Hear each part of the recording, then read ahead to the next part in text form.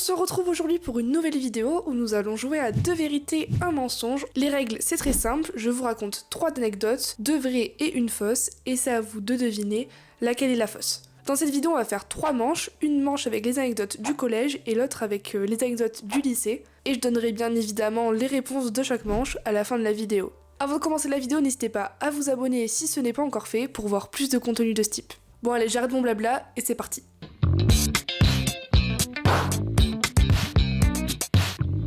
Avant de commencer les premières anecdotes, faut que je vous mette le contexte de l'élève que j'étais. J'étais le type d'élève que quand on me connaît pas, on est là, on pense que je suis un peu une intello, tout ça, qui a des bonnes notes, qui va au CDI, etc. Et puis quand les gens commençaient un peu mieux de me connaître, en fait ils se rendaient compte que c'était pas la réalité et que j'étais plutôt une élève lambda finalement. Voilà. Donc je cachais bien mon jeu. On commence avec la première anecdote qui se passe dans le cours de maths en 4ème.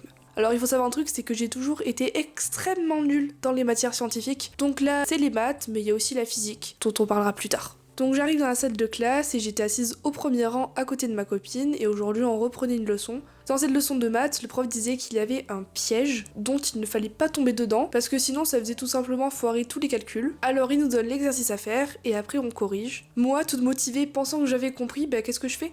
Je lève la main et le prof m'interroge pour me demander de résoudre le calcul. Ah là là, j'avais toujours pas compris que les maths c'était pas pour moi, apparemment. Mais bon. Et donc je commence à expliquer le calcul que j'ai fait, et là le prof me dit Non, mais t'es tombé dans le piège. Et il continue, il s'arrête pas là, il me fait Tu vois la Luna, c'est comme l'un de nos Shrek. Tu vois la gaufre comme ça, il y a tout pour montrer que c'est un piège, mais tu t'approches de la gaufre comme ça et tu la manges et tu tombes dans le piège. Moi je me dis, qu'est-ce qu'il me raconte celui-là ? Je comprends pas. Il y en a qui rigolent et moi je regarde comme ça en mode qu'est-ce que tu me racontes, frérot ? Et là, le prof, il fait Bon, je vais pas mettre la vidéo quand même. Et moi, je me dis, bon, vas-y, ça fera du cours en moins. Du coup, je fais, si, mettez la vidéo parce que là, je vois pas. Grave erreur. Très grave erreur de ma part. Il va sur YouTube finalement, il cherche la vidéo en question. Et j'espère que vous voyez l'extrait que c'est. Et alors là, effectivement, j'ai très vite reconnu l'extrait. Et je me suis tout simplement mis la honte en me faisant comparer par l'âne dans Shrek. Voilà. Après, je préfère être comparée à l'âne plutôt qu'à Shrek, on va pas se mentir. Mais bon, quand on est en 4ème et surtout au collège où il y a beaucoup de jugements, ça fout les boules quoi finalement. Voilà pour la première anecdote, on était donc au collège et on passe à la deuxième anecdote au collège. La deuxième anecdote, elle se passe en cours d'art plastique quand j'étais en 3ème et on devait réaliser un projet sur l'espace et créer un imaginatif autour de l'espace. Donc bien évidemment, imaginatif autour de l'espace, on pense à quoi ? On pense aux extraterrestres, à une autre vie que sur la Terre. Et donc là c'était en groupe de 3 et on commence à monter un projet où on s'était dit qu'on allait parodier les extraterrestres sous forme de dessin, mais qu'on allait animer en vidéo. Bon, c'était pas du tout très élaboré, c'était assez simple. Et comme j'étais déjà passionnée de vidéos, je m'étais dit pourquoi pas finalement. Donc avec mes copines, on cherche des vannes, on les dessine. On avait vraiment fait l'archétype de l'extraterrestre, c'est-à-dire vert. Et on avait décidé de tourner ça où quand les extraterrestres arrivent sur Terre, en fait ils se font tout simplement vanner par les humains et c'est pas bien. Enfin bon, le projet se passe et arrive le jour où on présente ce projet à la prof. Les élèves rigolent, tout le monde rigole, mais pas la prof. La prof elle est comme ça, les bras croisés, et là la prof nous regarde et nous dit Donc là, vous vous fichez des extraterrestres. Nous, on se regarde comme ça, on comprend pas. Et elle continue, en plus elle continue, elle nous dit Alors qu'ils sont bien plus intelligents, bien plus avancés, enfin c'est sûr, et vous faites ça, c'est vraiment un manque de respect. Gros blanc dans la classe, nous on sait plus où se mettre forcément, et elle nous dit Si c'est comme ça, donnez-moi vos carnets et je vous mets 1 heure de colle. 1 heure de colle pourquoi ? Pour avoir manqué de respect à des extraterrestres. Fin de l'anecdote. Coucou, c'est la vof, juste pour vous dire que j'ai oublié d'enregistrer la 3e anecdote. Vraiment désolée, mais bon, au moins ça vous facilitera la tâche pour savoir quelle anecdote est la fausse sur la première manche. Alors vous pensez que vous avez trouvé l'anecdote fausse ? Parce que là on vient de terminer la première manche et on passe de suite à la deuxième.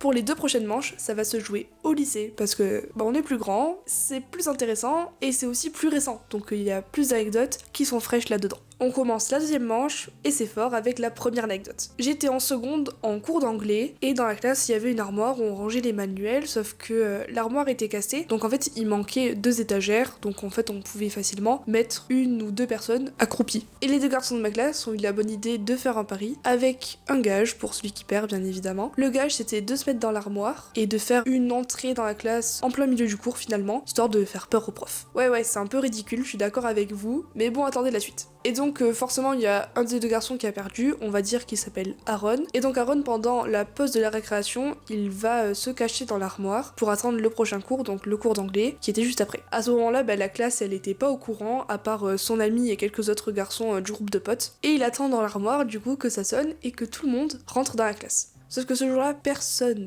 n'allait rentrer dans la salle, puisqu'il y avait eu un changement d'emploi du temps, où on se retrouvait à l'autre bout du lycée pour faire des examens d'anglais sur ordinateur, des petits exposés, des petits trucs comme ça là. Mais du coup, qu'a fait Aaron ? En fait, il est resté enfermé dans la salle de classe, vu qu'avant de partir dans les salles d'ordinateur, la prof d'anglais avait refermé la porte à clé pour être sûr que les élèves comprennent bien qu'il n'y avait pas cours ici. Et il est resté bloqué, pas 1 heure, pas 2 heures, pas 3 heures, pas 4 heures non plus, 5 heures. 5 heures dans une putain de salle de classe. Parce que du coup, il a loupé les 2 heures de cours d'anglais, les 2 heures de cours de sport, et la pause pour manger, qui dure 1 heure. Donc au total, ça fait 5 heures.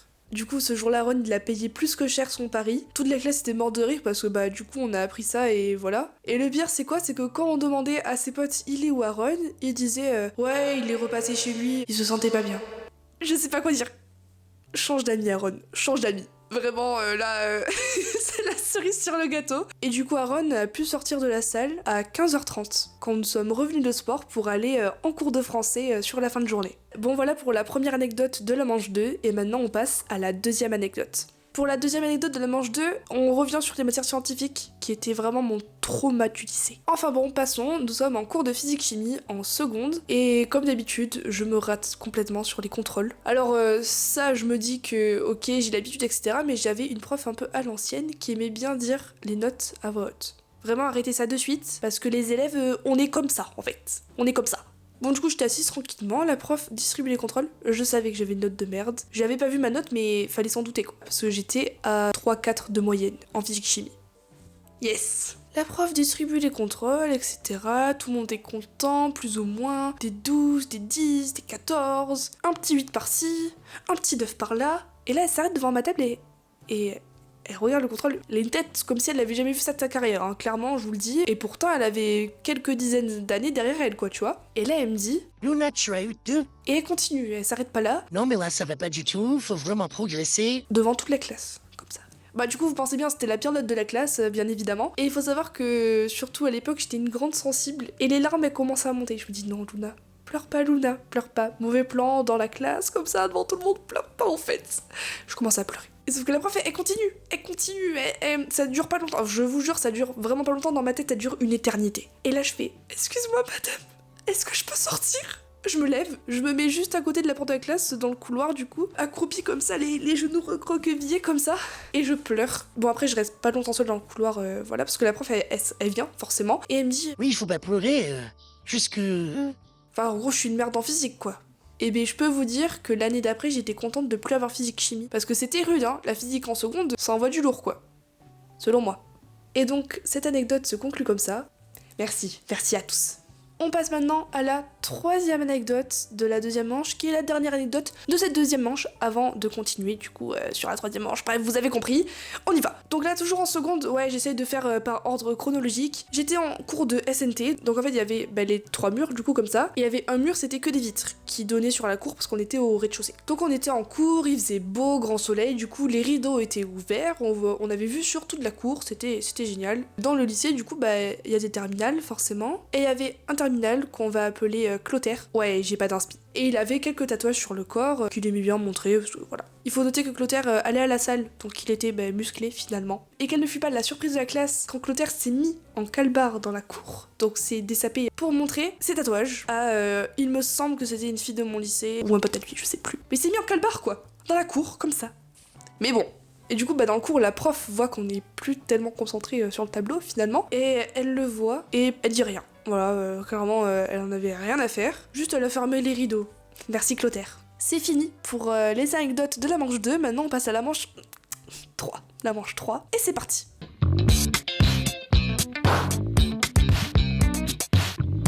troisième manche, on commence par une anecdote où j'étais encore en seconde. Décidément, en seconde, il y a tout eu, c'était les best-of de mon lycée, j'ai l'impression. Alors il faut savoir qu'en seconde, j'étais dans une section euro, où on faisait de l'espagnol en plus. C'était 2 heures en plus, 1 heure d'espagnol en plus de cours normal, et 1 heure de philo en espagnol. C'était super sympa d'ailleurs. Et donc, dans cette classe de spécialité espagnole, on était mélangés avec d'autres classes de seconde, et il va y avoir 2 personnages importants dans cette histoire. Un mec qui était dans ma classe de seconde de base, et une fille qui était dans ma classe, mais que en spécialité espagnole.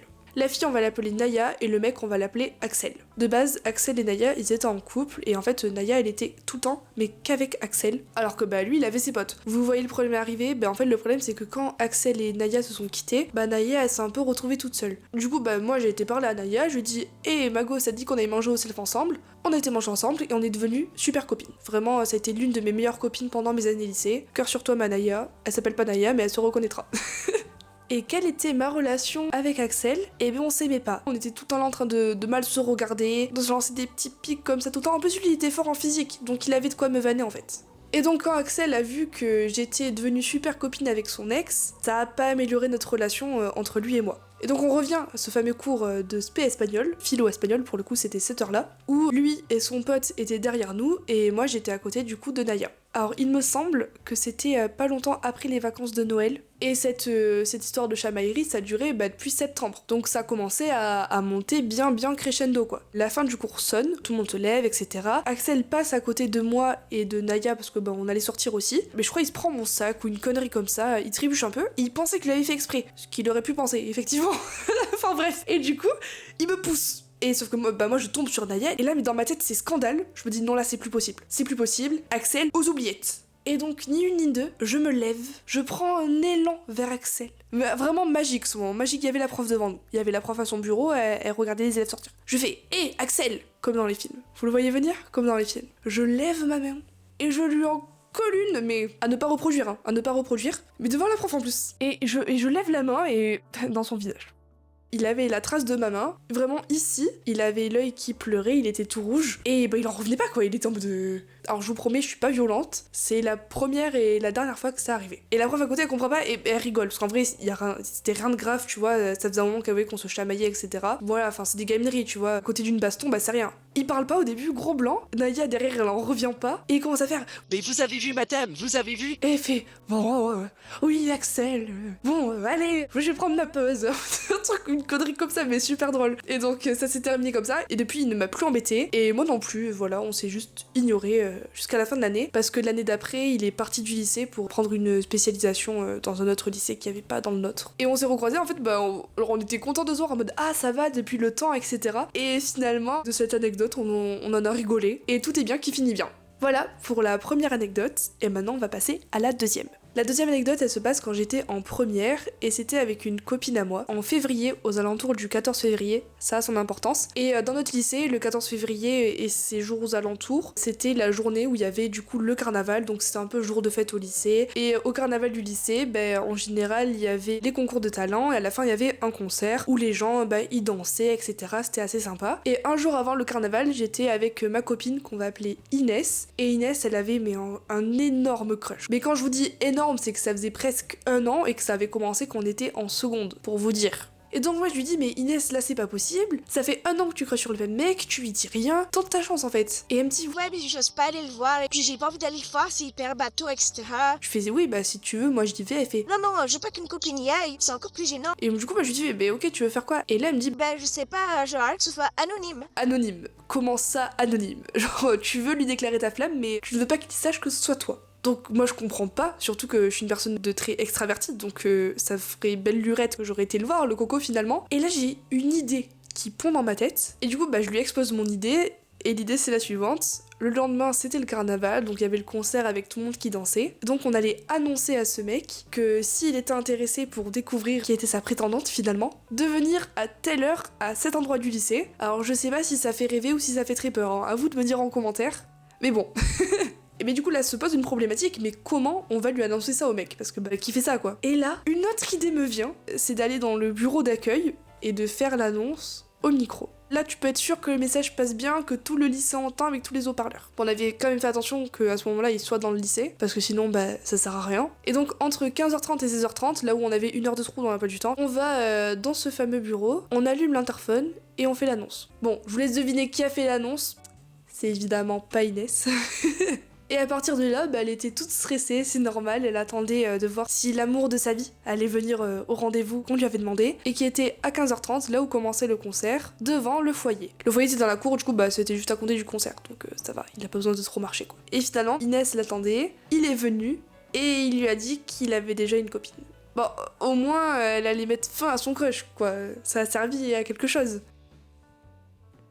Le concert a pas été le concert de sa vie, bien évidemment. Et finalement, on a essayé de lui remonter le moral comme on pouvait. Et on a été manger un kebab. C'est tout pour cette anecdote numéro 2. Pour l'anecdote numéro 3, j'étais en terminale et j'étais en spécialité du coup HLP, humanité, littérature, philosophie. Et dans cette spécialité, on était 12 dans tout le lycée, en terminale, et au moment de présenter la spécialité, du coup, toute la classe y a été. Nous, on passe dans une classe de seconde, et ils étaient en cours de français, avec Madame X, on va l'appeler. Et donc on commence à présenter l'aspect, etc. Le but c'est de la vendre, le but c'est de recruter des élèves dans la spécialité. Du coup on fera ça comme nous on la trouve, sympa, créatif. C'est une spécialité en fait où il y a beaucoup de réflexion, du coup c'est pas forcément là où il y aura une tonne de devoirs ou une tonne d'exercices à faire comme dans les maths. Et par contre faut d'aide au contrôle quoi, sinon c'est finito. En gros il me semble qu'on dit un truc comme ça. Et la prof, elle a pas trop apprécié je pense. Et là elle commence à dire... Croyez pas que c'est une matière où on fout rien, hein. Croyez pas que c'est une matière où vous allez arriver et où vous allez vous rouler des joints. Gros plan. Nous, on se regarde comme ça. Qu'est-ce qu'elle raconte? Du coup, ma pote qui avait dit que c'était une suite de réflexion, elle est là, mais c'est pas ce que j'ai dit, madame, etc. Et la prof est surenchérie. Elle fait Oui, non, mais parce que vous, là, vous arrivez, vous dites que c'est une espèce de branleur. et elle s'arrête pas. Et du coup, la présentation qui devait durer 5 minutes, elle a duré 15 minutes parce que la prof, déjà, elle a surenchéri sur ça. Et elle a fait que nous couper pendant la présentation pour acheter des infos, etc. Parce qu'en fait, en HLP, les profs de français peuvent être profs de littérature, du coup, dans la partie littérature et humanité. Du coup, elle était connaisseuse. Mais vas-y, on avait préparé. Laisse-nous parler, s'il te plaît. On pète. Du coup, nous, on est choqués. On sort de la salle, je sais pas, on rigole. On revient en cours, tout se passe bien. Nous, on raconte ça à notre prof, elle est tout aussi choquée. Et ça, c'était le vendredi, du coup. Et le cours se finit, le week-end passe, et on revient le lundi en cours, où là, on avait spé littérature, avec du coup une prof de français. La prof de français arrive dans la classe, elle est pas contente. Genre vraiment pas contente. Et là, elle nous dit quoi? Elle nous dit... Oui, pendant la présentation, apparemment, vous avez dit à des élèves que c'était une espèce de branleur et qu'ils n'avaient pas besoin de travailler. Et elle commence à nous engueuler parce qu'apparemment on a dit ça, etc. alors qu'on n'a jamais dit ça. Et elle nous dit... Oui, Madame X, elle m'a rapporté ce que vous avez dit. C'est inadmissible de vendre une spécialité comme ça, sachant que vous savez très bien qu'on est exigeant et qu'on travaille dur. Ça c'est vrai. C'est assez vrai, pour avoir la moyenne, il fallait batailler. Mais bon. Et finalement, on a discuté avec cette prof, on est arrivé à la même conclusion, c'est que Madame X, elle avait pété un boulard, quoi. Voilà. Ce sera tout pour cette troisième anecdote de la manche 3, et je crois qu'on a raconté toutes les anecdotes qu'il y avait à raconter sur les profs et la vie dans la scolarité. Avant de vous donner le reveal, n'hésitez pas à partager, liker, vous abonner, et surtout, juste avant de voir le reveal, dites-moi en commentaire, est-ce que c'est la 1, la 2, la 3 ? Dites-moi tout. Et maintenant, passons au reveal. Oh, le monde de tambour. On commence avec la première manche. Quelle anecdote était la fausse entre la 1, la 2 ? Eh bien, l'anecdote fausse était la numéro 2. Maintenant, on passe à la manche 2. Entre l'anecdote 1, 2 et 3, laquelle était la fausse ? C'était la première. Et ouais, personne ne met des anecdotes fausses en première. Qui fait ça ? Vous n'avez pas trouvé non plus, Je suis sûre que vous n'avez pas trouvé. Et enfin, dernière manche, la manche 3. Quelle anecdote était la fausse ? Entre la 1, la 2 et la 3 ? Eh bien, c'était encore une fois l'anecdote numéro 2. Donc si on fait résumer, manche 1, la 2, manche 2, la 1, et manche 3, la 2.